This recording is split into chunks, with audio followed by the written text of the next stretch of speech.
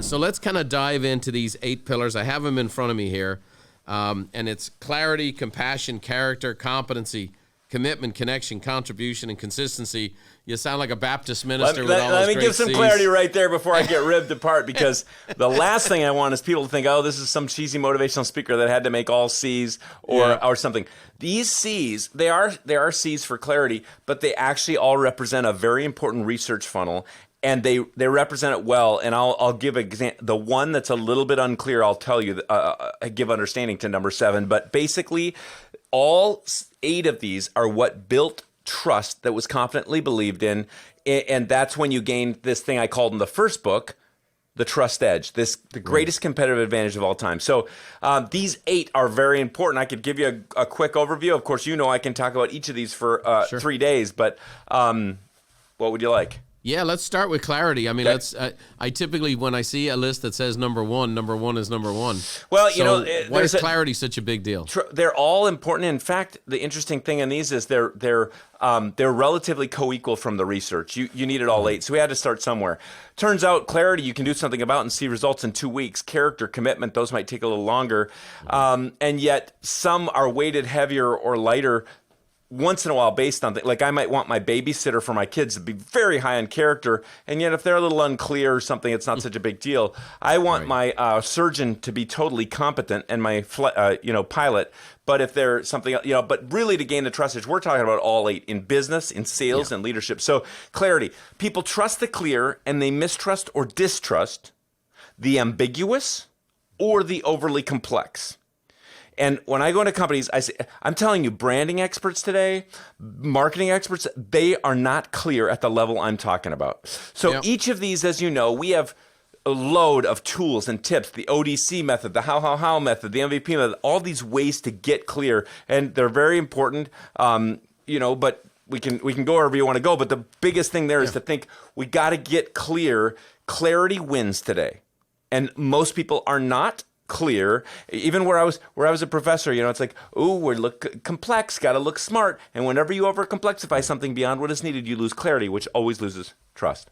I find, so I'm more of a gut feel, right? I'm the Irish immigrant house painter's son who built the coaching. So I came at it from a different space. We kind of ended up in a similar place, you from academia and research, and then, hey, here's how we can affect organizations and then leadership. But to me, my gut on the subject of clarity is I think when you lose sight of your audience and you lose sight of your objectives and your mission, I think that's when things become unclear. I think things become unclear when you're focused on yourself. I think, here's an example. In my organization, I have 14 departments in my organization, and we'll have an event, and someone will say, hey, can we say this? And by the way, our registration process is this. Can we say this? And, here, we need this over here, and we need this over here. And the next thing, I have 14 departments asking me to make a message that has nothing to do, actually, with the well-being of our client. Mm-hmm. It has to do with, hey, this would make it easier for us, or it might make it simpler for the client, or whatever else. And the next thing you know, I have this monolithic statement that is, I'm confused. I have no freaking idea. And I go, hang on a second. What is it they need to hear? And what is it we're trying to drive them towards? And that's what I'm always trying to bring. And clarity is one of my stronger pieces. But it comes from that gut place. Yeah. From the non-gut place, how would you help somebody get to clarity? Well, I think what you said is really important. Like, people can just in a simple form, without a bunch of research, you can see a leader might not be trusted if they're not clear about the vision. A manager might not be trusted if they're not clear about expectations. A salesperson might not be trusted even if they're clear about how cool they are, but not clear about how the benefits of that product to me, so people aren't buying. The teacher might be a great character, but not clear about assignments, so the kids go home frustrated. So clarity can affect every audience, but the key you're talking about mixes with the second pillar, which is compassion, and that is thinking about caring about them. We trust those that have intent for. If I have care, compassion. Number 2, compassion. If I only care about myself, if that leader doesn't care about something beyond themselves, even if it's not me, I have a hard time being accountable to them or following them. Mm-hmm. So this is why these matter, that they go together. So clarity is critical, but it also matters what's the target. And if the target isn't about them, compassion toward them, care for them, love of them, it turns out trust is not strong. I mean, we can be clear. Hitler was really clear about some things. Right. Well, it's interesting. We talked about Lou Holtz, right? So 1986, first time I heard Lou Holtz speak, and it was, "Can I trust you? Are you good at what you do? And do you care about me?" Which is, clarity, compassion, and competency, right? Going and right it's together. right in your work Absolutely. here. So I think the compassion piece is essential, and it is.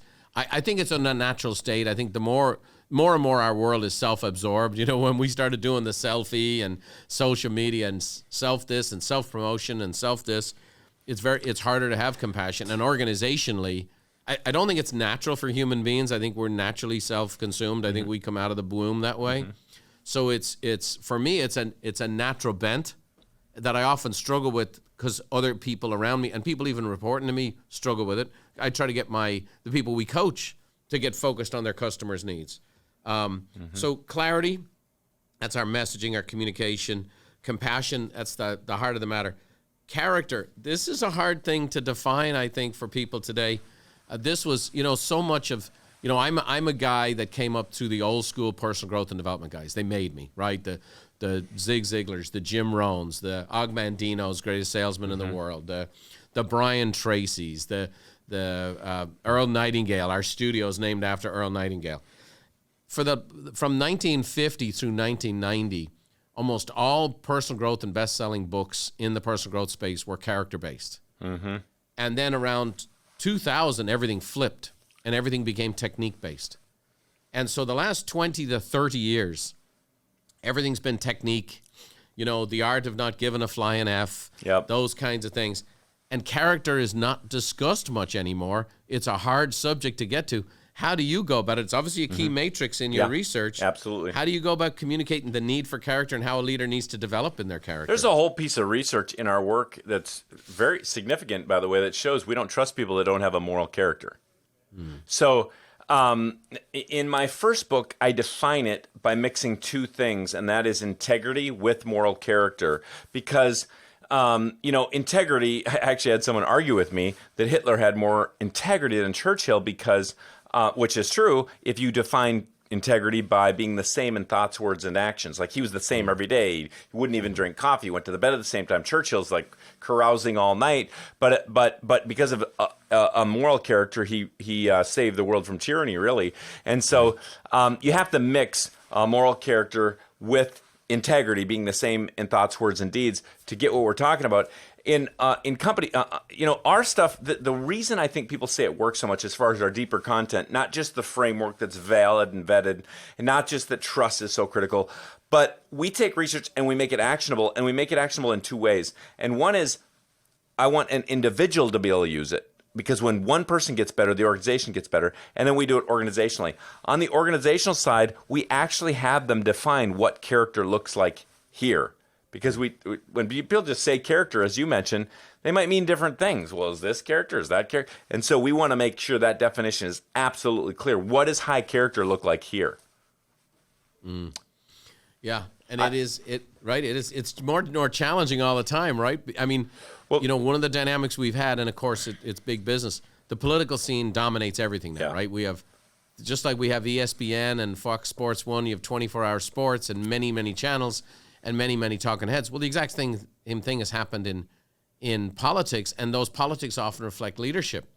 And when you see the characters who have maybe some dubious character, and it seems like people are constantly having to make these decisions about compromising around those decisions. And it seems to have created an overall malaise over the last 10 to 20 years that leadership and character don't seem to have to go hand in hand because people are willing to put up with it. Well, at the end of the day, will you really go to the wall for someone you don't trust or don't value their moral compass? There's a lot of reasons that that trust has tanked in the last many years in America. Just as this is a little pull out to researcher, Dave, but it's worth thinking about. Is institutional trust. It used to be local trust was local. Like I trust you because I know you. I don't trust that person on the other hill, right? Or I trust you because I know you, or or I don't trust you because I know you, but it's because of local. And then institutionalized. It was institutionalized. And then starting at about right after Watergate,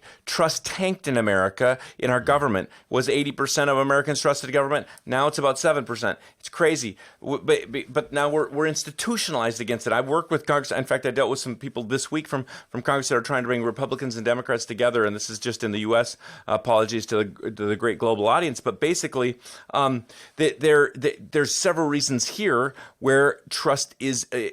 People used to meet together, Republicans and Democrats. They would even in our country 100 years ago, they would, senators would duke it out on the floor, and then the Republican and Democrat would ride the train together all the way back to California. So they never touch each other and meet together now. And and to your point about news.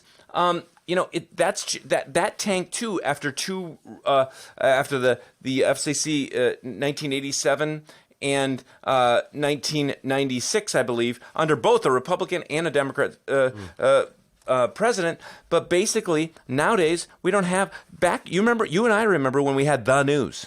Not anymore. You got your news, you got your news, and there's no regulation. And I'm not big in regulation in many ways, but in this, because there's no regulation in media, you don't have to tell the truth. So we can believe whatever we want. So you lose trust, and other, all the other institutions have followed. The institution of faith, the faith-based institution, has tanked significantly. Even though the same percentage of people believe in God in America, the education has tanked. When I grew up, homeschooling was weird. Now it's not, because the education, we don't trust the institution. So there's things to learn from that, but there's things where we want to go here with the 8 pillars is there's things we can do about it. And when you become most trusted, you gain the greatest market share. You speed up. There's only one way to speed up any sale. That's increase trust in the channel. I mean, you can, and I can do something about it. So that's good news.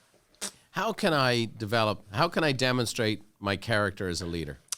Well, here's one way. There's several I give in the book, but one process that I apply often is something we call decision-making values. And that exercise is in the back of Trusted Leader, the newest book. But if anybody can't afford it, I'll send them, email them, give them a video on it, whatever. But basically, it's not values you have in life, because many people, my values are, faith or family or friends. That's great. Those are priorities in life. But I'm talking about values you could make every single decision by. And so we believe values, a word isn't as strong as a phrase. Like integrity, you better have that or you go to jail, right? But being the same on stage and off, or doing unto others as you would have them do unto you, you make a value. And then in one university where they were having a trouble with character, they had all the professors put their top 5 decision-making values on their door, and they started to be accountable to them. People started to say, well, that professor, see what they value? Well, at least we know. There's a process there called decision-making values that's very powerful. And in the first book, Trust Edge, I tell a story of a CEO that was transformed by that process and how people followed her. So that's brilliant. Thanks for watching. If you want more tips on how to think, feel, and do better, check out these videos too. Oh, by the way, don't forget to subscribe to the channel and leave us a like if you enjoy the content.